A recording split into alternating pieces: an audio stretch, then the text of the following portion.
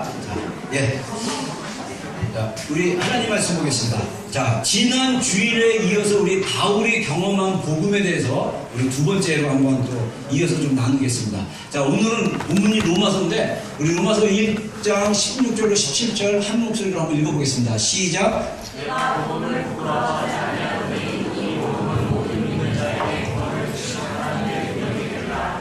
어떤 유대인에게로 그리고 헬라인에게로라. 복음은 하나님에게 나타나서 믿음으로 믿음에 이르게 하니 기록된 오직 이는 믿음으로 말미암아 살리라 같으리라. 아멘. 다 같이 아멘 하겠습니다. 아멘. 예. 자, 사도 바울이 로마 교회에 쓴 편지 중에 내가 복음을 부끄러워하지 않는다. 왜냐하면 이 복음은 모든 믿는 자에게 구원을 주시는 하나님의 능력이다. 그러면서 유대인과 헬라인에게도 이렇게 먼저 유대인에게 전해졌고 그 다음에 헬라인에게다 이렇게 얘기하고 복음에는 하나님의 의가 나타나서 믿음에 이르게 한다. 기록된 바 오직 의인은 믿음으로 말미암아 살리라. 이거는 하박국 선지자가 고백했던 고백을 인용해서 얘기하면서 복음에 나타난 하나님의 의가 있는데 그 의가 우리를 믿음에서 믿음으로 가게 한다. 이렇게 설명을 해주고 있어요. 그래서 우리 이제 그 사도 바울이 이 로마 교회에게 복음을 전하는 그 내용에 대해서 하는데 우리가 지난주에서 우리 로마서에 대한 잠깐 얘기를 하면 이 로마 교회는 그 언제 생겼냐면 그 성경학자들이 추정하는 게 뭐냐면 오순절날 베드로가 사도행전 2장에 보면 그 예수님의 제자들이 모여가지고 또 성도들이 모여가지고 한 120명 정도가 모여가지고 마가의 어머니가 있는 그 집 다락방에 모여가지고 10일 동안 기도를 했어요. 그래서 오순절 날이 딱 됐어요. 그때 하늘에서 성령이 그 120여 명의 성도들 머리 가운데 임하셨습니다. 그리고 나서 성령이 말하게 하심을 따라 그들이 방언으로 기도하고 그리고 나서 그때 마침 절길에서 전 세계에 흩어진 특별히 예루살렘을 중심으로 유럽 지역에 흩어진 유대인들이 이 절기에 와서 절기를 지키려고 참석을 했는데 베드로가 이 절기에 모인 사람들 무리 가운데 나가서 설교를 하기 시작한 거야. 근데 설교를 할 때 그때 로마에서 온 유대인들이 있었어요. 그래서 그때 베드로의 설교를 들었던 많은 사람들이 회개하고 예수님을 믿고 침례를 받았습니다. 그게 3,000명이나 됐어요. 그리고 나서 그 중에 로마에서 왔던 유대인들이 베드로의 설교를 듣고 침례받은 다음에 로마로 돌아갔어요. 그리고 나서 로마에서 가정교회를 시작해서 로마 교회가 생겼다. 이렇게 성경학자들은 추정하고 있습니다. 그래서 특별히 로마서 같은 경우는 복음을 유대인과 이방 성도들에게 명확하게 제시한 그런 서신이고요. 그 다음에 로마서를 세 단계로 자를 수 있는데 1장부터 8장까지는 교리, 그 다음에 9장부터 11장까지는 이스라엘에 대한 하나님이 이스라엘을 어떻게 사랑하시고 복음으로 인도하시는지에 대한 계시를 알려주고 12장에서 16장까지는 실천. 그래서 이 바울 서신이 신약 성경 27권 중에 13권이나 되는데 이 바울 서신의 특징은 뭐냐면 맨 처음에는 교리를 얘기해줘요. 복음이나 신학적인 이야기, 성경적인 어떤 원리들 그걸 쭉 얘기한 다음에 그 다음에는 실천. 어떻게 그러면 말씀을 가지고 우리가 삶 속에서 살아갈 것에 대한 실천을 얘기해주고 있다는 것입니다. 자, 그 다음에 또 하나 이제 여러분과 좀 나누고 싶은 게 뭐냐면 로마서를 통해 변화된 사람. 제가 이 로마서를 통해 변화된 사람에 대해서 이렇게 쭉 보니까 굉장히 여러 사람들, 이 교회사 인물들 가운데 여러 사람들이 있는데 대표적인 인물이 마틴 루터라는 사람입니다. 이 마틴 루터는 원래 1500년대 때 그 독일 사람입니다. 그리고 독일 신부였어요. 그래서 이 마틴 루터는 독일 신부여서 그 독일 신부에서 성당에서 요즘 말로 얘기하면 사제가 되고 신부가 돼가지고 목회도 하고 그 다음에 이제 신학교에서도 강의도 했어요.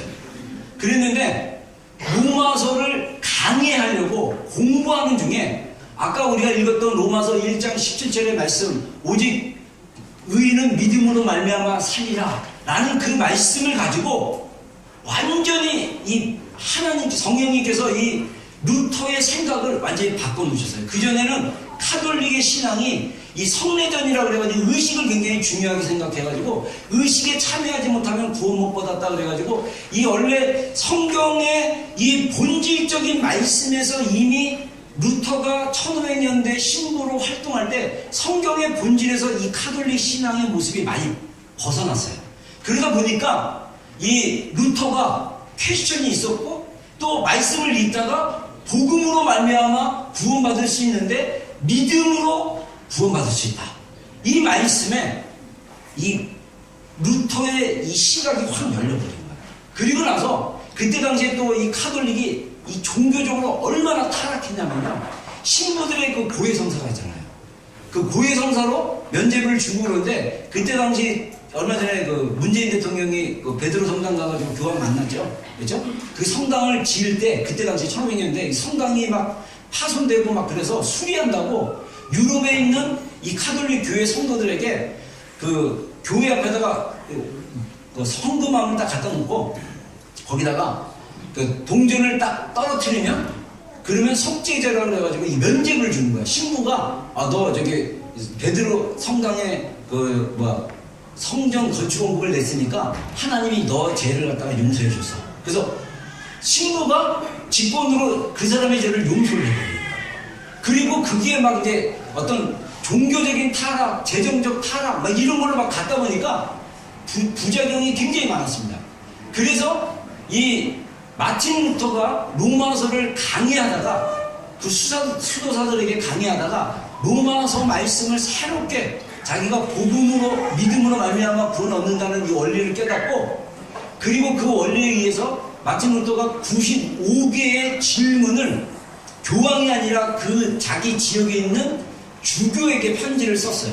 그래서 그 편지를 공개적으로 사람들이 다 볼 수 있도록 문에다가 문지를 딱 한 거예요. 근데 그게 종교개혁의 시작이라고 합니다. 그래서 원래 이 지금 종교개혁은 뭐냐면 원래 카톨릭이 한 1000년 정도 카톨릭 신앙으로 쭉 있다가 마틴 루터에 의해서 95개의 로마 카톨릭이 잘못된 신앙에 대해서 공개적으로 성도들과 사람들이 다 듣는 데서 공개적으로 질문을 했어요. 그러자 교황이 마틴 루터를 신부에서 파문을 시켜버립니다. 그래서 이제 루터는 지금 독일의 루터교라는 교단이 있죠. 거기 교단의 창립자가 되어서 목사가 되고 그 다음에 나중에 이제 신부 출신의 사모님이랑 같이 결혼하고 그리고 이제 그 마틴 루터뿐만 아니라 종교개혁자 여러 명들에 의해서 유럽 전체의 종교개혁이 일어나서 장로교, 침례교, 감리교, 성공회 이런 식으로 교단이 생긴 거예요. 그래서 이 종교개혁의 출발점이 됐던 그 말씀이 뭐냐면 로마서 복음은 믿음으로 말미암아 의인은 오직 믿음으로 말미암아 산다 라는 그 고백에 의해서 이 종교개혁이 시작될 정도로 이 로마서가 정말 말씀을 제대로 보고 이 복음의 핵심을 파악하게 되면 우리가 로마서를 통해서 복음의 놀라우신 그 능력과 은혜를 경험할 수 있다 이렇게 설명할 수 있다는 거죠. 자, 그 다음에 그래서 하나님의 의로 인한 칭의를 강조했고 그래서 우리 지난 주일날 설교했던 그 내용 우리가 바울이 경험했던 복음, 예수 그리스도의 복음이었고 은혜의 복음이었다 이렇게 얘기했죠. 자, 세 번째로 제가 두 가지를 더 얘기할 건데 세 번째로 사도 바울이 전했던 그 복음은 믿음의 복음이라는 거죠. 자, 우리 로마서 우리가 읽었던 본문인데 17절 말씀 한번 읽어보겠습니다. 시작. 복음에는 하나님의 의가 나타나서 믿음으로 믿음에 이르게 하니 기록된 바 오직 의인은 믿음으로 말미암아 살리라 함과 같으리라. 자, 그래서 자, 로마서 3장 23절 24절입니다. 다 읽겠습니다. 시작. 모든 사람이 죄를 범하였음에 하나님의 영광에 이르지 못하더니 그리스도 예수 안에 있는 성령으로 말미암아 하나님의 은혜로 값없이 의롭다 하심을 얻는 자 되었느니라. 아멘. 자, 제가 지난 주일날도 계속 복음에 대해서 복음을 통해서 우리가 어떻게 구원을 얻느냐라고 했을 때 중요한 건 우리가 믿음으로 얻는 거예요. 행위로 얻는 게 아니라 믿음으로 얻는데 이미 성경에서 선포한 것처럼 모든 사람이 죄를 범함으로 하나님의 영광에 이르지 못하는 그런 상태였는데 그리스도 예수 안에 있는 속량 이게 뭐냐면 예수님이 대신 우리 죄를 위해서 돌아가심으로써 죄의 값을 리딥션 이미 치렀다는 거예요. 그래서 이 치른 그 은혜로 값없이 우리가 의롭다함을 받았다. 자, 이 말은 뭐냐면 하나님이 우리를 예수님을 믿은 것 때문에 너는 의롭다 이렇게 말씀합니다. 여러분 이거를 진리로 우리가 깨닫게 되면 완전히 이 뭐랄까 패러다임이 바뀌어요. 우리가 신앙생활하면서 잘못 신앙생활하는 태도 중에 하나 뭐냐면 내가 열심히 해야지. 내가 열심히 해서 의로운 사람 돼야지. 내가 죄인, 내가 오늘도 어제도 죄졌어. 내가 이거 죄졌는데 죄지면 안 돼. 나 의로운 사람 돼야 돼. 나 하나님께 죄지면 안 되니까 의로운 사람 돼가지고 내가 뭔가를 해야지. 막 이러는데 여러분이 의롭게 되면 복음이 이미 완성했어요. 근데 완성한 이 복음을 우리가 그냥 믿으면 되는 거예요. 근데 이 값없이 주는 복음이 너무나 큰데 이게 얼마나 너무나 크니까 말이 안 되는 거야. 이거 말이 안 돼. 말이 안 돼. 난 한 게 아무것도 없는데? 그러니까 은혜 아니에요? 한 게 아무것도 없는데. 나 같은 죄인이? 그래, 너 같은 죄인. 구원하신 하나님의 은혜. 그냥 내가 죄인이고, 내가 하나님이 필요하고, 하나님의 은혜가 필요해서, 하나님 정말 예수님이 나의 죄를 위해서 돌아가셨군요. 내가 그것을 믿겠습니다. 제가 믿기로 결정합니다. 제가 믿습니다. 믿으면 어떻게 된다고요? 의롭다고 하십니다. 근데 우리가 이게 정말 믿음으로, 그래서 우리의 신앙의 굉장히 중요한 포인트가 뭐냐면 머리로 믿으면 안 돼요. 마음으로 믿어요. 여기까지가 안 와. 제가 전에도 얘기했죠. 우리가 하나님의 보좌가 지금 어디에 있습니까? 하나님의 보좌가 어디에 있어요? 네? 하늘에 계시죠. 자, 하나님이 계신 천국과 여기가 거리가 얼마나 멀습니까? 엄청 멀겠죠. 근데 영적으로 봤을 때 하나님의 보좌가 우리 안에도 있어요. 그래서 고린도서 3장 10절에 뭐랍니까? 너희가 하나님의 성전인 것과 하나님의 영이 너희 안에 거하시는 것을 알지 못하느냐. 자, 하나님의 성전에 누가 거하십니까? 하나님이 거하십니다. 하나님이 우리의 영 안에 성령님을 통해서 우리 안에 거하시는 거예요. 그래서 어떻게 보면 하나님의 보좌가 우리 안에도 있는 거예요. 그래서 우리의 머리의 신앙이 아니라 우리 안에 있는 영의 신앙으로 믿으면 이 말씀의 실제가 우리 가운데 풀어지기 시작하면 달라져요. 여러분, 우리가 이제 우리 여기 특히 보니까 이 나라 와서 보니까 대학생들이 시험 공부할 때 막 잠 안 자려고 뭘 마십니까? 에너지 드링크. 근데 제가 그거 읽어봤더니 그 에너지 드링크의 그 카페인이 막 어떤 거는 30배. 제가 예전에 주유소 가서 이렇게 조그만 거 에너지 드링크인데 그게 일반 사람들이 마시는 카페인의 100배 정도가 들어가 있대요. 근데 실제로 그거 마시면 어떤 일이 일어납니까? 잠이 안 와요. 왜 그렇습니까? 카페인이 우리 뇌를 자극을 해요. 그래서 잠을 안 자게 해요. 물질이 그래요.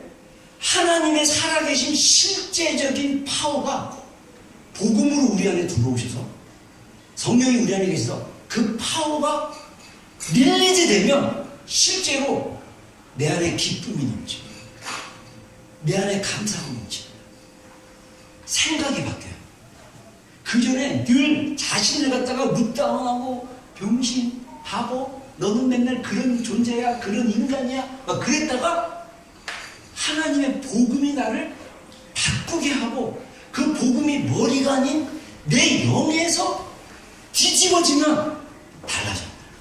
하나님이 나를 사랑하십니다. 사람들이 나를 비난하고 늘 너는 못생겼어, 너는 찌질해, 너는 루저야 라고 사람들이 비난하고 조롱해도 내 안에서 하나님이 넌 특별한 존재야, 너는 나의 사랑받는 존재야 라고 말씀하시면 어떤 일이 일어나요? 사람들의 비난이나 사람들의 그 시선이 아무것도 아닌 게 돼요. 마치 에너지 드링크 먹으니까 잠이 안 오는 것처럼 하나님의 능력이 내 안에서 능력으로 나타나는 것입니다. 여러분, 그래서 우리의 믿음이 머리로 믿는 믿음이 아니라 우리 내부에 있는 영의 깊은 곳에서 믿는 그 믿음입니다. 그래서 우리가 맨 처음에는요, 영의 깊은 깨달음을 통해서 우리가 복음으로 반응할 수 있습니다. 저 같은 경우는 그렇게 했어요. 근데 어떨 때는 대부분 우리가 예수님을 머리로 믿기 시작할 수 있어요. 근데 중요한 건 뭐냐면 이 머리로 믿는 믿음이 우리 안에 영의 깊은 곳으로 들어와야 됩니다. 그래서 이 영의 깊은 곳의 믿음으로 바뀌기 시작하면 신앙생활이 종교생활이 아니라 실제적으로 살아있는 말씀의 생활이고 믿음의 생활이라는 것을 경험하게 되는 거예요. 여러분, 그래서 이 믿음이 생기기 시작하면요, 이 믿음이 우리의 생각을 바꿔버립니다. 믿음이 우리의 행동을 바꿔버립니다. 아멘입니까? 네. 여러분, 예를 하나 들게요. 쉬운 예. 우리 이제 결혼했단 말이에요. 또는 연애를 한단 말이에요. 근데 상대방 배우자가 의심이 들기 시작해. 이 사람이 정말 날 사랑하는가? 이 사람이 정말 믿을 수 있을까? 이 사람이 정말 딴짓하는 거 아닐까? 막 의심하기 시작하면 어디에 영향을 미칩니까? 생각이 혼란스러워지고 염려가 오기 시작하고, 그리고 어디에 영향을 미치죠? 감정에 영향을 미치죠. 불안하고 짜증나고 신경질 나고, 그래서 자꾸 쪼고. 어젯밤에 뭐 했어? 누구 만났어? 핸드폰 내놔봐. 봐봐. 막 이러잖아요. 근데 의심이 바뀌었어요. 믿음으로. 이 사람이 날 사랑해. 내가 그걸 알아. 확신이 왔어. 어젯밤에 뭘 해도 상관없어요. 이 사람은 날 사랑하기 때문에 딴짓 할 사람 아니야. 여러분, 믿음과 의심의 차이가 뭡니까? 우리가 하나님을 실제적으로 신뢰하고 믿으면 어떤 일이 일어나요? 우리 삶에 하나님을 의지하고 하나님이 행하실 것을 믿는 거 아닙니까? 우리의 시험에 제가 이번 주 수요일날 한 달에 한 번씩 우리 오클랜드 영사관에 신우회 우리 예배가 있어요. 점심시간에 1시간 점심시간인데 걸어오는데 한 5분, 10분. 그 다음에 이제 예배 잠깐 찬양 2곡 부르고 누가 신우회원이 대표 기도하고 제가 15분 정도의 설교를 해야 돼요. 넘으면 이분들이 밥을 못 먹고 갈 수도 있기 때문에 15분에서 알람을 딱 맞춰놔요. 제가 12시 한 28분 정도. 그럼 미리 알람을 딱 한번 울리면 설교를 마무리하라. 그래가지고 이제 딱 해서 마무리하고 기도하고 30분에 이제 도시락 사갖고 와서 도시락 먹고 그다음 한 50분 헤어져요. 그래서 짧게 한 달에 한 번씩 우리 신뢰 예배를 드리는데, 제가 마태복음 순서대로 쭉 하다가 이번 주에 마태복음 14장인가 15장에 베드로가 물리를 걷는 사건에 대해서 이렇게 나눴어요. 거기서도 제가 그래서 설교 제목을 뭐냐면 작은 믿음. 예수님께서 베드로에게 작은 믿음이라고 그랬거든요. 그 이야기가 왜 나오냐면, 제자들을 갈릴리 호수에 이렇게 배를 타서 먼저 보낸 다음에 예수님이 늦게 가셨어요. 그리고 새벽에 밤 4경에 예수님이 물 위로 걸어오신 거예요. 그때 마침 또 하필이면 바람도 불고 파도도 심해가지고 이 제자들이 막 두려워가지고 막 떨고 있는데, 어두운 속에서 예수님이 걸어오니까 깜깜한데 유령이다, 귀신이 나타나지 않고 귀신이다 그랬는데, 예수님이 나니 두려워하지 말라 그랬더니 베드로가 담대하게, 만일 예수님이면 나도 예수님처럼 물 위에 걷게 해주세요 그랬어요. 그때 예수님이 오라 그랬더니 베드로가 담대하게 물 위로 걸었어요. 근데 문제는 뭐냐, 걷다가 갑자기 바람이 휙 부는 거예요. 그래서 바람을 보고 파도 치는 걸 보고 두려워서 베드로가 훅 빠져버렸어요. 근데 안타깝게 베드로가 예수님 바로 앞에서 빠져버렸어요. 그래서 성경에 보면 예수님이 손을 내밀어 베드로를 잡아줬다고 했어요. 멀리 있었으면 휙 날아가서 잡아줘야 되는데 그 즉시 잡아준 걸 보면 즉시 잡아주더라. 베드로가 그 앞에서 바로 빠졌어요.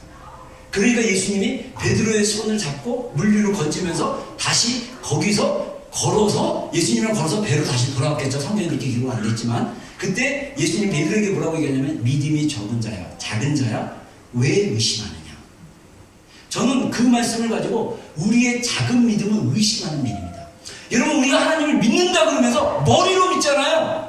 그러면요, 이 머리로 믿는 믿음은요, 언제든지 흔들리게 돼 있어요. 환경 때문에, 바람 때문에, 파도 때문에, 뭐가 생기면, 어떤 일이 발생하면, 사람이 어떤 말을 하면, 사람이 어떻게 나에게 대하면 나는 의심해요. 주님이 또 나 이렇게 했네, 주님이 또 이렇게 했나 본데. 이거는요, 작은 믿음이에요. 의심하는 믿음. 진짜 믿음은 뭐냐, 우리의 깊은 존재로부터 주님을 경험한 믿음입니다. 내가 주님을 경험했고, 내가 주님을 만났고, 내가 주님의 말씀에 동의해서 내가 복음으로 거듭났고 확신이 내 안에 있으면, 내가 환경이 어떠하든 사람이 어떠하든 모든 것이 어떠하든 하나님은 살아계신 분이고, 하나님은 나에게 가장 좋은 것을 주시기를 원하시는 분이다. 할렐루야. 네. 여러분, 제가 로마서 8장을 너무너무 사랑하는데, 로마서 8장에 그 사랑의 창가가 나오는데 거기 사랑의 창가를 시작하기 전에 로마서 8장 32절에 만일 하나님이 우리를 위하시면 누가 우리를 대적하려? 그러면서 누가 우리를 정죄하려? 그러면서 자기 아들을 8장 32절에 자기 아들을 아끼지 아니하고 모든 사람을 위해서 내어주신 이가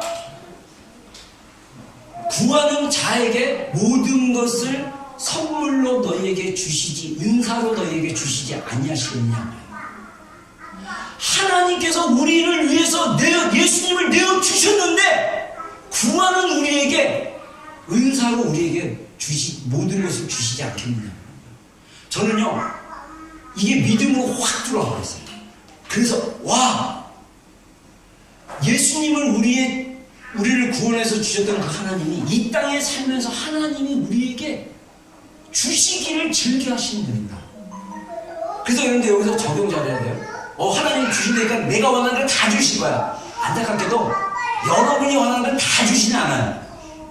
왜냐하면 죄로 구하거나 욕심으로 구하거나 이런 거는 안 줘요. 교정을 시켜주시지, 힘들게 하시지. 그러다가 연단을 통해서 그것보다 더 좋은 거, 우리의 모든 필요를 아시는 주님, 우리의 모든 것을 보고 계시는 주님, 그 주님이 우리에게 그분의 타임이라는 건 뭐냐면 우리가 그분과 정확하게 서 있는 그 시간에 하나님이 주시다. 할렐루야. 이 믿음이 있으면요 우리 삶 가운데 두려움이 없습니다. 이 믿음이 있으면 우리의 삶에 어떤 어려움이 있어도 누구를 신뢰합니까? 하나님을 신뢰하기 시작해요. 하나님을 믿기 시작합니다. 할렐루야. 여러분 우리의 인생의 여정 가운데 하나님만을 믿는 믿음이 되기를 주의로 축원합니다. 우리가 믿는 이 복음 안에 전부가 들어가 있어요. 우리가 믿는 복음 안에 하나님의 모든 것이 들어가 있어요. 중요한 것은 그 믿음으로 우리가 그것을 발견하고 우리가 믿음으로 그것을 경험하고 우리가 믿음으로 그것을 살아가는 거예요. 여러분 이게 사도 바울이 그렇게 살았어요. 믿음으로 삽니다. 그래서 사도 바울이 이 아브라함이 가졌던 그 의로움에 대해서 설명합니다. 자, 우리 한번 보겠습니다. 자, 로마서 4장 2절로 3절 한번 읽어보겠습니다. 시작.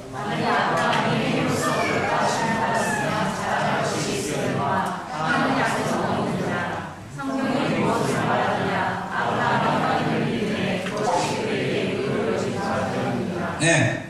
자, 창세기 우리가 12장에 하나님이 아브라함을 일방적으로 선택하셨어요. 원래 아브라함은 갈대아 우르 사람이에요. 셈족이지만 그쪽에 살았던 사람이고, 그 아브라함은 원래 그 우상, 그 바벨론에 있는 우상을 숭배했던 사람 중에 하나예요. 근데 갑자기 하나님이 아브라함에게 나타나셔서 아브라함아, 내가 너를 축복하겠다. 내가 너의 이름을 창대하겠다. 내가 너로 인해서 모든 민족의 아비가 되게 하겠다. 그래서 내가 지시할 땅으로 가라. 그래서 가나안으로 가게 한 거예요. 그때 아브라함이 하나님의 음성을 듣고 믿었다고 했어요. 믿었을 때 하나님이 아브라함의 그 믿음을 의로 칭했다는 거예요. 아브라함의 그 믿음을 의로 칭하였다. 이렇게 얘기하는 거예요. 의로 여김바 되었다. 왜냐하면 아브라함이 크레디트, 하나님의 신뢰를 받았고 하나님이 아브라함을 믿은 걸 아신 거예요. 그래서 하나님이 아브라함을 의롭다고 하셨어요. 그리고 나서 여러분들 아브라함의 여정이 어땠는지 아세요? 아내를 2번이나 팔아먹을 뻔했어요. 네? 내 와이프 아니고 누이다. 그래가지고 나 죽이지 말고 차라리 네 와이프 삼아라. 인간적으로 볼 때 아주 나쁜, 근데 아브라함에게 또 이삭이 배워가지고 이삭도 그랬잖아요. 자기 아내 리브가 한번 팔 뻔했잖아요. 근데 중요한 거는 그럼에도 불구하고 하나님이 아브라함을 의롭다고 하셨다. 그 믿음을 통해서.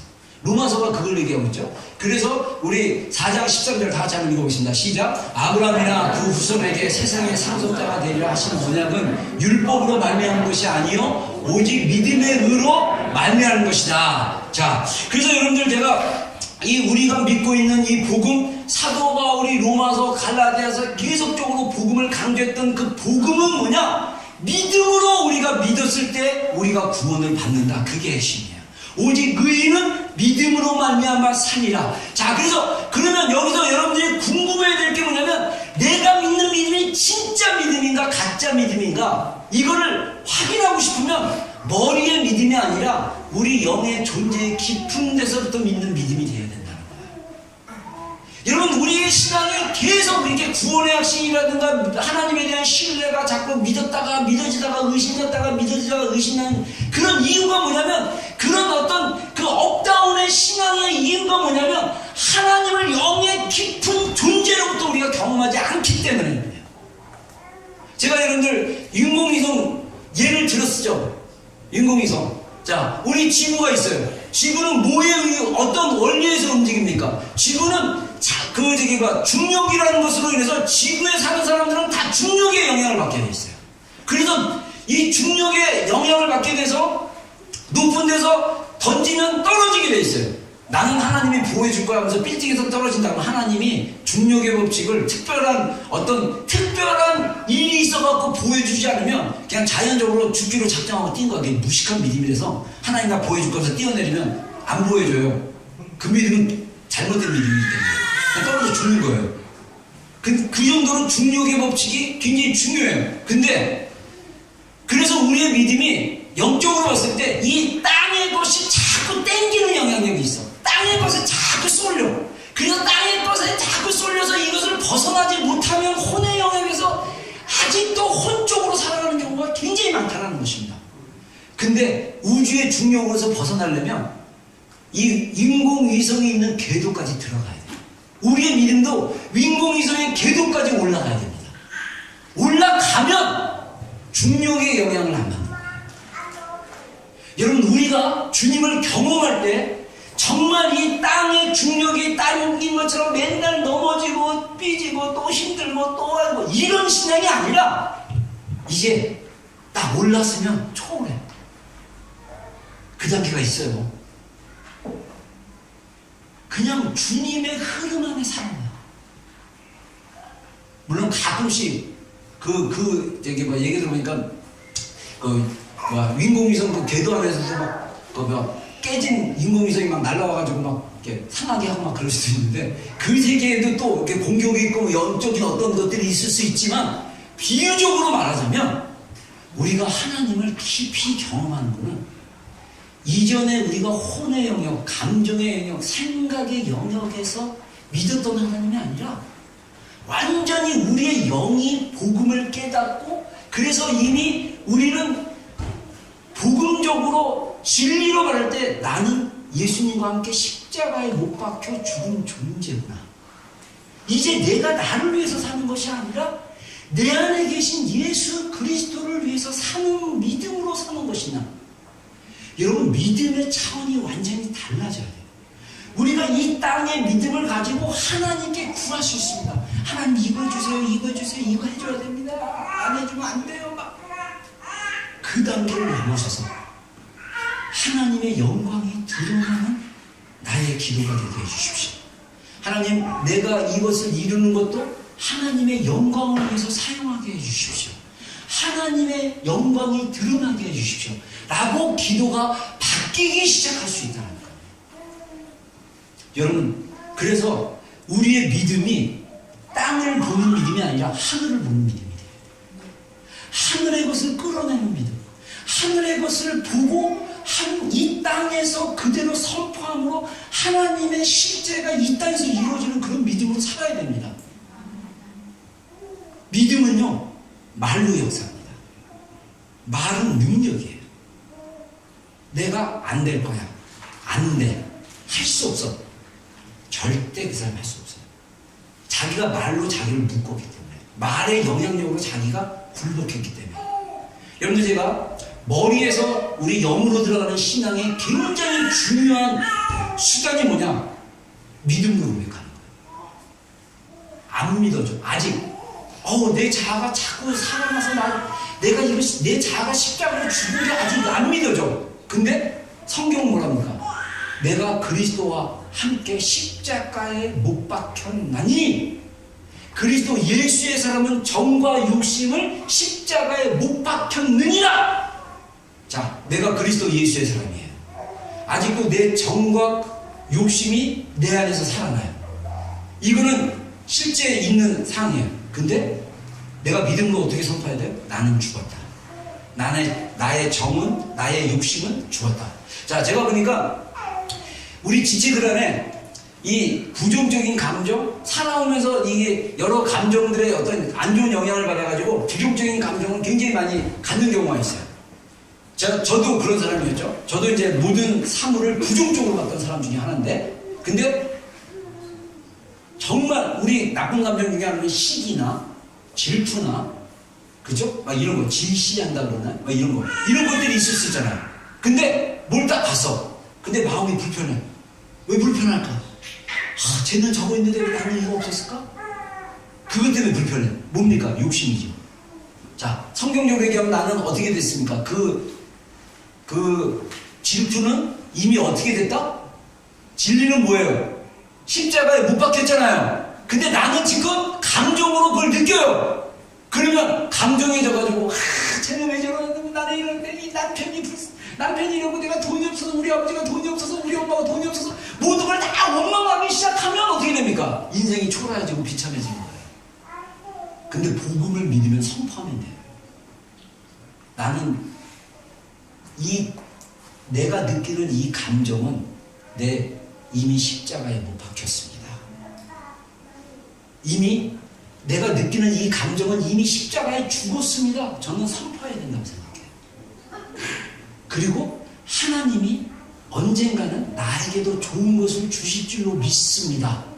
믿음으로 선포하셔야 돼요. 자, 우리가 잘못된 믿음을 가지면요, 예수님 믿으면 늘 가난해진다고 생각하고, 한쪽에서는 예수님 믿으면 무조건 부자 된다고 그러는데 둘 다 틀렸어.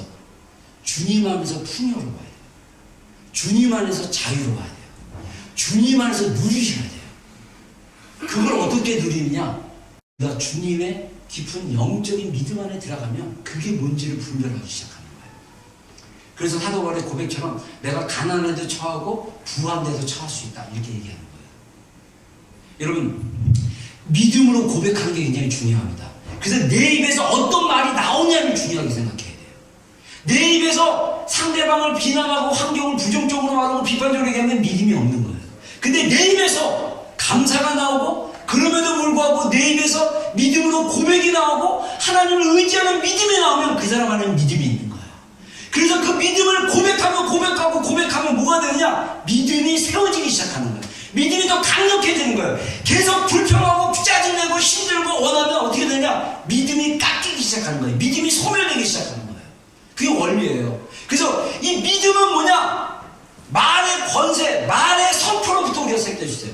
그래서 우리가 복음을 그대로 믿으면 돼요. 그냥 암송하고 믿고 내가 믿습니다. 머리에서는 이 혼란이 오고 막 의심이 오고 감정에서는 혼란스럽지만 내가 말로 내가 믿습니다. 나에게 믿음을 더하여 주시옵소서.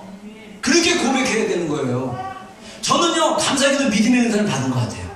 그래서 저는 이 말씀을 묵상할 때마다 어떤 사람들에게 초점이 있냐면요, 예수님을 만나서 고백했던 그 믿음의 사람들에게 초점이 있어요. 그래서 그 믿음의 사람들의 그 마음, 그게 더 느껴져요. 그래서 내가 몇 번 복음서에서 예수님을 만났던 사람들 얘기를 하잖아. 근데 그들이 하나같이 주님이 그들을 향해서 말하기를 너의 믿음이 너를 구원하였도다, 이렇게 얘기하거든요. 물론 친구의 믿음으로 또 구원받은 사람도 있고 병 치료받은 사람도 있는데, 너의 믿음이 너를 구원하였도다 했을 때 제가 지금 생각나는 여인이 한 명이냐면 수로베니게 여인이라고 이방 여인이었어요. 우리가 성경을 마태복음을 자세히 읽어보면 예수님의 복음의 초점은 유대인들이었습니다. 이스라엘 사람들이었어요. 이방인이 아니었어요. 그래서 예수님께서 마태복음에서 늘 강조하게 나는 이방인으로 보냄을 얻은 게 아니라 유대인 이스라엘 백성들에게 보냄을 받았다, 이렇게 말씀하셔요. 근데도 불구하고 이방 사람 몇 명이 예수님을 만나서 구원을 얻는 사건이 나옵니다. 그 대표적인 여인이 가나안 여인 또는 수레 여인이라는데, 이 여인의 딸이 귀신이 들려가지고 너무 귀신이 이 딸을 괴롭히니까 너무 힘들었어요. 그래서 예수님께 와가지고 자신의 귀신 들린 딸을 고쳐달라고 간절히 청하는데, 예수님이 그 인격적이고 베리 나이스한 예수님이 거친 말씀을 하십니다. 나는 걔들에게 누가 부모가 자녀에게 줄 떡을 그 산 밑에 있는 개에게 던져줄 수 있느냐? 이 얘기는 뭐냐면요, 비유적으로 그래도 이렇게 온유하게 말씀하셨지만 여인의 느낌은 뭐냐면 너는 개다.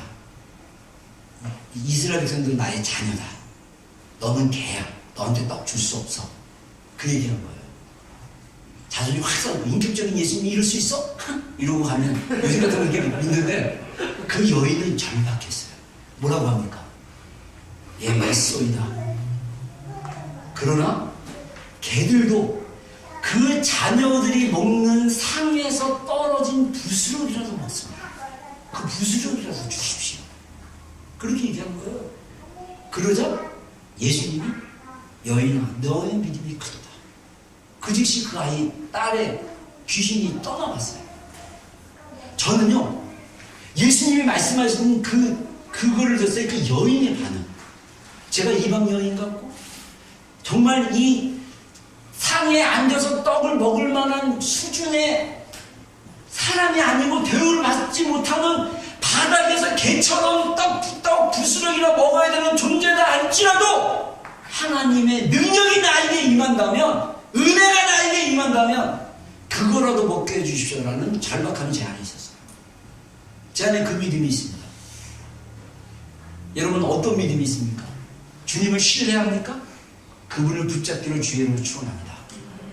여러분의 믿음을 가지면 여러분이 할 수 있거든요. 무슨 말이냐? 믿는 자에게는 능치 못함이 없느니라는 분명한 마가복음 9장의 말씀처럼 여러분 하나님을 신뢰하기 시작하십시오. 여러분의 인생에 새로운 돌파가 일어날 것이고 하나님이 여러분 인생 가운데 계획하신 그 일들을 이루시기를 원하시는 분이에요. 그게 어떻게 가능합니까? 믿음으로 가능합니다.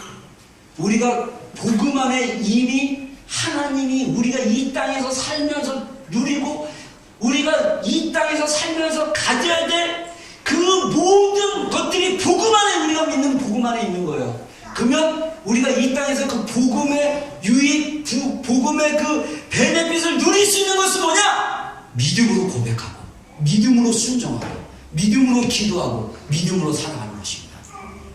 여러분 우리 비전교회가 그런 믿음의 교회가 되기를 주의로 축원합니다. 제 안에 우리 교회가 갖는 하나님의 그 능력, 교회가 갖는 하나님의 그 기름 부음, 교회를 통해서 하나님이 이 땅 가운데 하나님 살아계심을 보여주고 싶어 하시는데 그 능력의 풍성함, 만물을 충만하게 하시는 분의 그 충만함이 교회 안에 충만하게 거하기를 제가 기도하기 시작했어요. 하나님 우리 비전교회가 주님의 충만함에 거하는 교회가 되게 해주십시오. 하나님의 그 충만함이 우리 교회 밖을 넘어서 이 세상 가운데 치유와 할례와 하나님의 살아계신 그 생명의 전달자가 되게 해주십시오. 제 안에 그런 믿음이 있어요. 여러분 그 믿음을 소유하기를 주의로 축원합니다. 하나님은 우리의 믿음을 통해서 일하실 거예요. 우리 비전교회가 에베소에 말씀하신 그리스도의 몸으로 만물을 충만하게 하신 분의 충만함을 따라갈 수 있는 교회가 되기를 소원해요. 제 안에 그 믿음이 있어요. 저와 함께 이 믿음이 하나 되기 시작한다면 하나님이 우리를 통해서 일하실 것들이 굉장히 많습니다. 제가 개인적으로 하나님께 받은 마음은 뭐냐면요, 올해까지 이건 개인적으로 받는 건데 우리 지체들이 복음을 영의 깊은 곳에서부터 깊이 깨닫기 시작하면 우리 교회가 다음 스텝으로 하나님의 일하심이 있어요. 저는 그게 필요해요. 근데 우리 사모님은 나한테 감독이 3년인 것 같아. 3년 우리가 광야에서 훈련받듯이 우리가 준비해야 될 시간이라고 그러는데 내 개인적인 생각이 올해 안에 다 끝내는 싶은데 3년이라는 시간은 뭐냐면 우리가 실제적으로 하나님의 실제 복음의 능력을 가지고 일하기 시작하는 거라고 생각해요. 그 준비 기간까지 다 포함해요. 저는 그렇게 생각해요.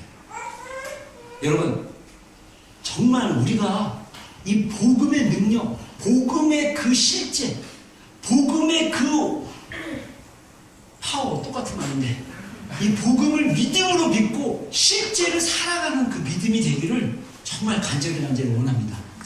그 다음에 마지막으로 이 사도 바울이 전한 복음은요 성령의 능력이에요. 자, 갈라디아서 우리 3장 1절로 2절 한번 읽어보겠습니다. 시작.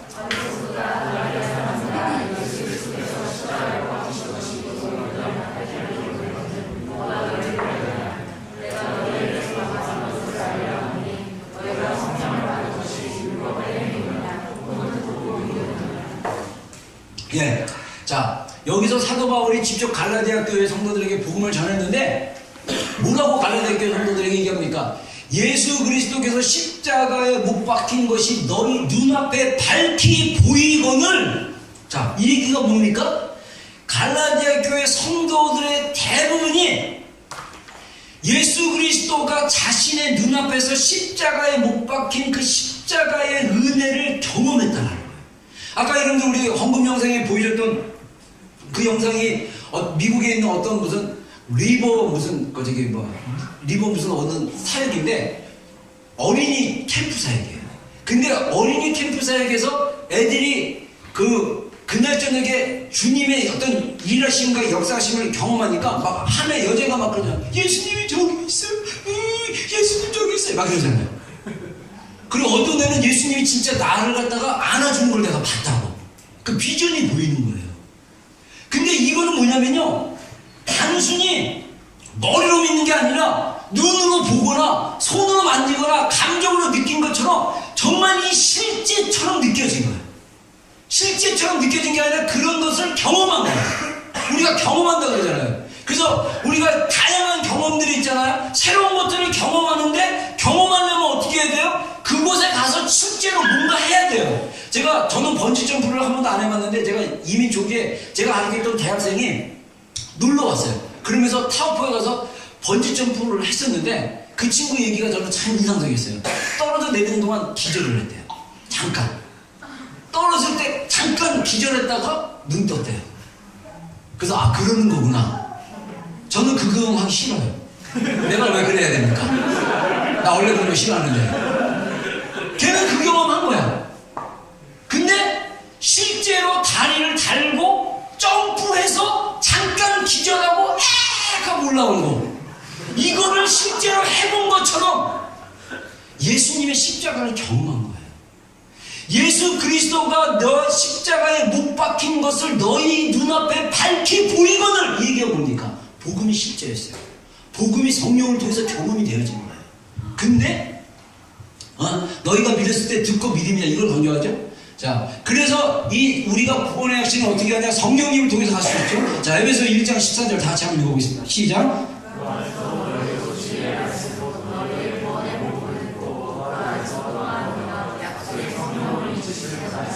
아멘. 아멘입니다. 자, 성경에 의하면 우리가 구원의 복음을 듣고 믿었으면 약속의 성령으로 어떻게 됐다? 인치심을 받았다. 이 도장으로 인침받는 거는요, 마치 뭐가 냐면요, 이미 이 사도 바울께서 이 서신서 쓸 때 시대는 뭐냐면요, 인을 친 게 그냥 요즘처럼 이게 잉크, 인주 이런 데다가 이렇게 딱 발라가지고 도장 찍는 게 아니에요. 불에 달궈가지고 몸에다 딱 찍어버리면 그게 흔적이 남는 거예요. 그게 지워지지 않는 인치심이에요. 성령의 인침은 뭐냐면, 확실하게 내가 믿음의 확신을 가지면, 성령을 통해서 구원의 확신을 가지면 성령께서 딱 인쳐가지고 구원받은 자다, 이렇게 분명하게 확신을 갖는다는 거죠. 그래서 우리가 복음을 깨닫는 거는 성령을 통해서 깨닫는 것입니다. 자, 우리 고린도전서 12장 2절과 3절 한번 읽어보겠습니다. 너희도 알거니와 너희가 이방인도 있을 때 말 못하는 우상에게로 끄는 그대로 끌려간느니라. 그러므로 내가 너희에게 알리노니 하나님의 영으로 말하는 자는 누구든지 예수를 저주할 자라 하지 아니하고 또 성령으로 하지 않고는 누구든지 예수를 주시라 할 수 없느니라. 우리가 예수님을 주님이라고 할 수밖에 없는 것은 누구를 통해서요? 성령님을 통해서 가능하다는 거죠. 자, 우리 한번 읽어보겠습니다. 이는 그리스도 예수 안에 있는 생명의 성령의 법이 죄와 사망에서 너를 해방하였으나. 자, 이게 뭐냐면 실제로 우리가 예수님을 믿는 사람과 믿지 않는 사람의 차이는 뭐냐? 영적인 세계의 법의 적용이 다르다는 거예요. 여러분, 예를 들자면 제가 이 한국 국적자입니다. 여기서 한국 국적을 가지고 있어요. 근데 제가 여기서 살면서 어떤 법을 뉴질랜드 시민권자로 얘기합시다. 뉴질랜드 시민권자가 한국에 와서 사는데 한국법의 저촉을 받지만 그 법이 뉴질랜드의 보호를 필요하는 법이라면 뉴질랜드가 이 사람을 보호해 주려고 해요. 만약에 억울하거나 뭐 잘못되거나 이러면 어떻게 합니까? 뉴질랜드가 이 사람을 법적으로 보호할 권리가 있는 거예요. 마찬가지로 우리가 이 세상에 사는 것은 이 세상은 이 사단의 어둠의 권세가 이미 장악을 하고 이미 어둠들이 있는 세상이기 때문에 죄와 사망의 법이 믿지 않는 세계에서는 완전히 풀어졌어요. 그래서 영화를 보거나 뭘 보거나 해도 다 죽음, 죄 짓는 거, 이 산업, 이 돈 버는 직업도 보면 잘해서 헬 피자는 엄청 잘 파는데 천사 피자는 망해요. 그죠? 막 이상하게 그리고 막 디스커스팅하고 막 이상한데 잘 팔려. 나이스하면 잘 안 팔려. 너무 뭐가 아니라고요.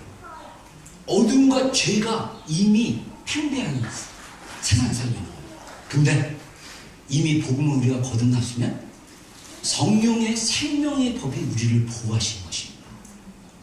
여러분, 이 영적인 원리가 있다는 거죠. 그리고 우리가 또 하나 중요한 것은 육체의 소욕은 성령을 거스리고 성령은 육체를 거스리니 이 둘이 서로 애적함으로 너희가 원하는 것을 하지 못하게 함이라. 이 얘기는 뭐냐면 우리가 복음으로 성령께서 우리가 구원받은 사람이라 확정하시고 우리가 이 영적인 법 아래 있는 거라고 말은 하지만 우리가 살고 있는 이 세상은 여전히 죄를 짓고 잘못된 세상으로 나가기 때문에 우리가 육체를 입고 우리가 혼을 가지고 있어서 세상 것을 보고 세상 것을 즐기고 세상 것을 듣고 이러다 보니까 육체의 욕구가 자꾸 생기는 거예요. 육체의 욕구가.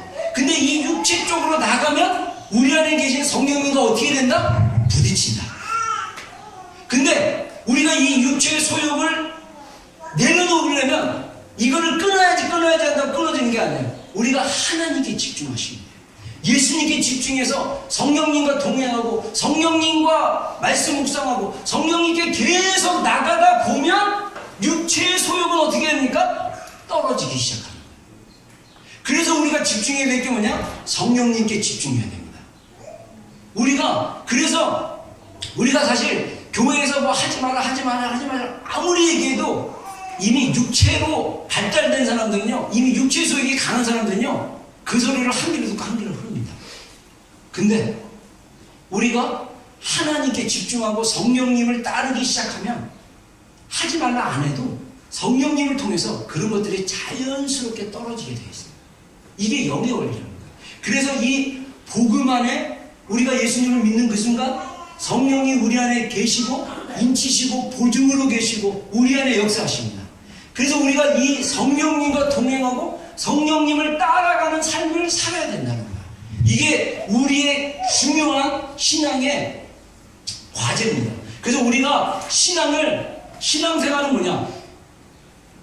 성령님과 동행하고 성령님을 따라가는 삶이 저는 신앙생활이라고 생각해요.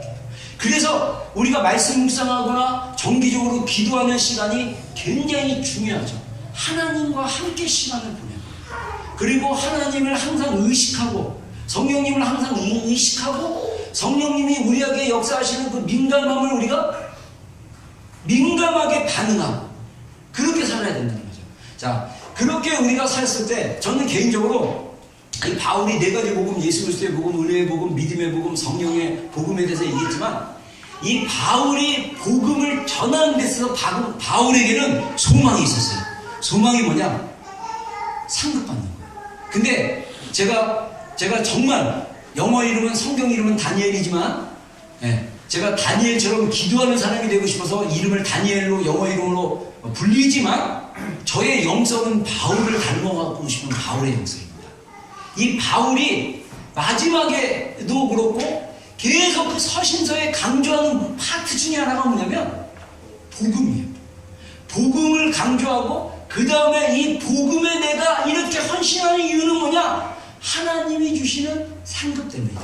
바울이 선교사로 또 목회자로 사역자로 사도로 사역을 하면서 바울의 고백이 뭐냐면요. 자, 우리 고린도전서 9장 27절 한번 읽어보겠습니다. 시작.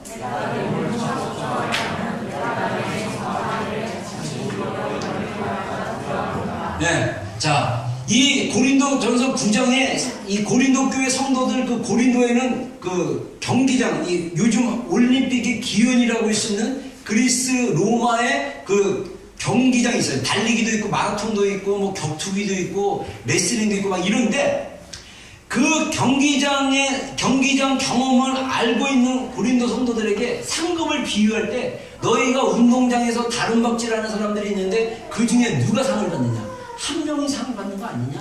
그러면서 신앙생활을 경기장에서 경주하면서 하는 운동선수로 비유를 합니다. 그러면서 생활에 절제를 해야 되지 않냐? 운동선수가 먹을 거 다 먹고 누릴 거 다 누린 다음에 운동하면 상을 받을 수 있겠느냐? 그래서 우리 삶 가운데 절제가 필요하다. 그래서 절제 얘기도 하면서 사도 바울의 마지막 이 고린도 교인들에게 얘기하는 뭡니까? 내가 내 몸을 저 복종케 하면 복음을 남에게 전파한 후에 자기가 도리어 버림을 받을까 두려워한다 했을 때 이 버림을 받는다 그러면 우리가 한국말 성경만 보면 사도 바울이 구원을 잃어버릴까봐 두려워한다? 이렇게 생각할 수 있는데 영어 성경 표현에 의하면요 상을 받는데 미자격이 될까봐 두려워한다 그랬어요. 자, 그 다음에 빌립보서 3장 14절 한번 읽어보겠습니다. 시작. 표대를 향하여 그리스도 예수 안에서 하나님에서 위에서 부르신 부름의 상을 위하여 달려가노라. 저는요 개인적으로 우리 성도들은 다 하늘에서 부르심이 있다고 생각합니다. 아멘. 네.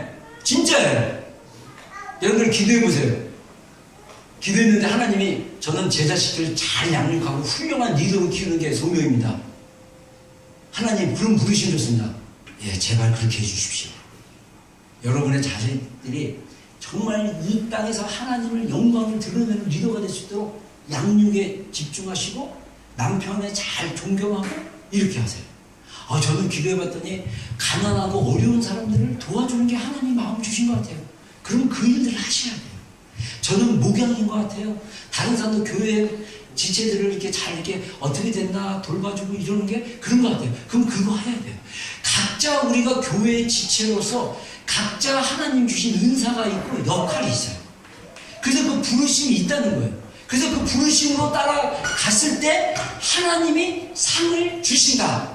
이게 있다는 거죠. 자, 그 다음에 디모데후서는 사도 바울의 마지막 서신서라고 합니다. 사랑하는 영적인 제자이며 또 아들인 목회자인 우리 디모데에게 마지막으로 유언적인 말을 합니다. 읽어보겠습니다. 시작. 이제후로는 나를 위하여 의의 면류관이 예비되었으므로 주 곧 의로우신 제사장이 그날에 내게 주실 것이며 내게만 아니라 주의 나타나심을 사모하는 모든 자에게 노리라. 이러면서 사도 바울이 이 자기가 죽기 바로 직전에 디모데에게 마지막으로 권면한 게 뭐냐면 내가 하나님이 예수님이 의의 면류관을 나한테 줄 건데 나뿐만 아니라 정말 주의 날을 사모하고 그렇게 기다리는 자들에게 줄 거다. 이렇게 얘기하면서 격려하는 것을 우리가 볼 수 있습니다. 자, 그래서 사도 바울의 면류관은 뭐냐? 저는 여기서 은혜 받았어요. 자, 한번 읽어보겠습니다. 시작. 우리의 소망이나 기쁨이나 자랑의 면류관이 무엇이냐? 그가 강림하실 때 우리 주 예수 앞에 너희가 아니냐? 너희는 우리의 영광이요 기쁨이니라. 아멘. 이게 우리 목회자들이 갖는 면류관이에요. 저의 면류관은 여러분들입니다. 여러분들이 앞에 다시 섰을 때 여기서 강림한다는 것은 예수님이 재림할 때예요. 재림할 때 예수님 앞에 서 있는 너희가 나의 면류관이다. 이거는 우리 목회자로 헌신하는 사람들이 갖는 정말 엄청 영광스러우면서도 힘든 일이에요. 인간의 그 우주 같은 인간의 마음들을 다 이렇게 주님께로 가야 되잖아요. 인간의 마음 차라리 개가 편해. 차라리 고양이가 편해. 소나 양이 편해. 이 사람들 한 명 한 명 다양하고 다양한 경험, 다양한 생각, 다양한 의견 이거를 그래서 제가 깨달은 목회는 제 힘으로 못해요. 주님이 도우셔야 돼요. 그래서 제가 제일 편하려고 지금 여러분들 예수님께 데려가는 거예요. 예수님께 가서 예수님께 순복하시고 예수님께 복종하시고 예수님께 음성을 들으면 주님이 우리가 공동체로 나가는데 하나 되겠지.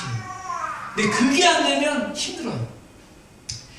그래서 사도 바울이 성도들이 면류관이다 이렇게 고백을 하죠. 자, 그래서 요한계시록 3장 12절에도 뭐라고 합니까? 내가 속히 오리니 내가 가진 것을 굳게 잡아 아무도 너의 면류관을 빼앗게 못하게 하라. 그래서 면류관을 빼앗지 못하게 하라. 이 얘기가 뭡니까? 우리의 면류관이 빼앗길 수 있다. 이 얘기도 되고 또 우리의 상이 우리가 내 몸을 복종하지 않으면 내가 하고 싶은 대로 다 하고 내가 살고 싶은 대로 다 하고 나의 육신의 소욕을 따라 다 살면 어떻게 된다? 상을 못 받을 수도 있다 이거예요. 여러분 우리가 신앙생활을 하면서 많은 부분 우리의 죄성은요 이렇게 강조를 해도 거기서 죄로 이렇게 원하는 것 자기중심적인 것만 취하려고 해요. 상급신앙도 그래서 여러분들 그래서 십자가에 우리가 못을 받고 이미 못을 박혔고 이미 우리가 십자가로 이미 죽은 그런 존재인 것을 인식하고 경험하면 그 경험이 깊은 단계에 가서 레벨이 있는데 인공위성 그 궤도에 들어가는 수준까지 가시면 많은 부분에 있어서 세상적으로 하고 싶은 거 막 이런 게 많이 줄어들 거예요. 다 썩어질 것이기 때문에. 진짜예요. 여러분 우리가 이 땅에 살면서 하고 싶은 거 다 하고 먹고 싶은 거 다 찾고 네? 타고 싶은 거 다 타고 그렇게 살아보세요. 인생 그게 행복한 게 아닙니다. 하고 싶어도 하나님이 그거 하지 말라면 안 하면 돼요. 우리 그리스도인의 삶은 절제의 삶이 굉장히 중요합니다.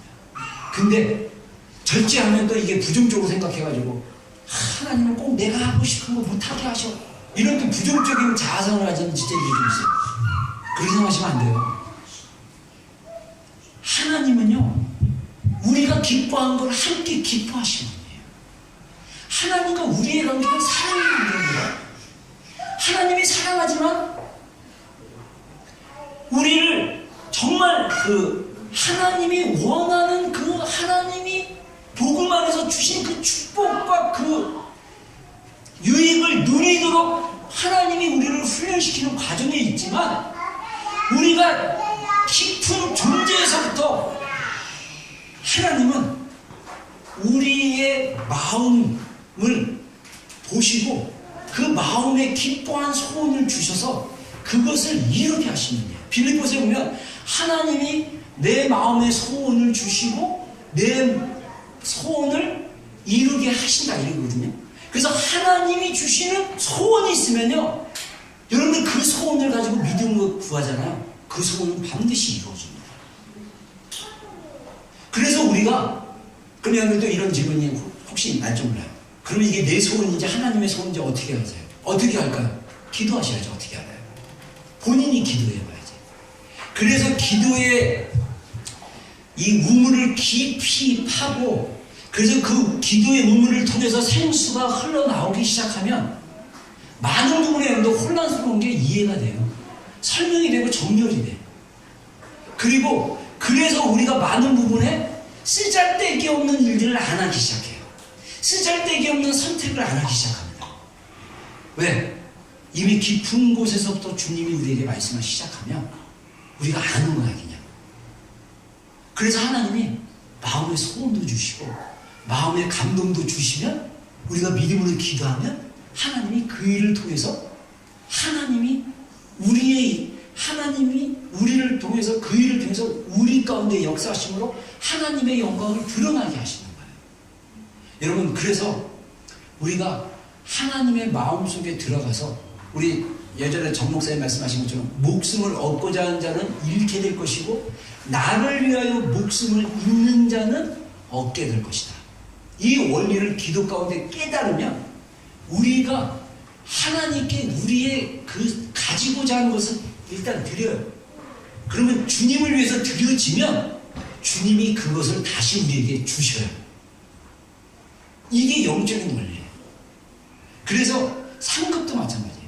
상급도 내가 뭘 이루려고 그러고 내가 상 받으려고 막 이게 아니라 하나님이 상 주신대. 얼마나 좋아. 하나님 상 주시는 하나님인데 그래서 그분에게 자 한번 읽어보겠습니다. 시작. 믿음이 없이는 하나님을 기쁘시게 못하나니 하나님께 나아간 자는 반드시 그가 계신 것과 또한 그가 자기를 찾는 자들에게 상 주시는 이심을 믿어야 할지니라. 아멘. 저는요, 이 히브리서 11장 6절 가지고 진짜 웬만한 교회에 가서 설교해달라면 이 본문 가지고 많이 설교를 해요. 제가 새로운 교회 가서 이렇게 설교해달라 그러면 하나님이 제가 그 교회에 대해서 잘 모르잖아요. 그러면 기도를 하고 묵상을 하면 하나님이 많은 부분 이 본문 가지고 설교를 먼저 시작해요. 그러면 딱 두 가지 심플해요. 하나님을 기쁘시게 하는 믿음은 뭐냐? 하나님은 살아계신 하나님이다. 하나님이 살아계신 걸 믿으면 하나님이 상 주신다. 또 하나, 하나님을 찾는 자에게 상 주신다. 하나님을 찾는다는 뭐냐? 하나님의 뜻을 구하고 하나님의 일을 구하고 하나님 나라를 구하고 나가면 하나님이 상 주신다. 근데 늘 얘기하는 거지만 난 그런 사람 필요 없어요. 그거는요, 하나님을 디스오너하는 거예요. 상 주려고 그러는데 저 상 필요 없어요. 이러면 상 주는 사람이 민망하잖아. 네? 그거는 진짜 나는 그거는 믿음이 잘못됐다고 생각해. 하나님은 상 주시는 하나님이에요.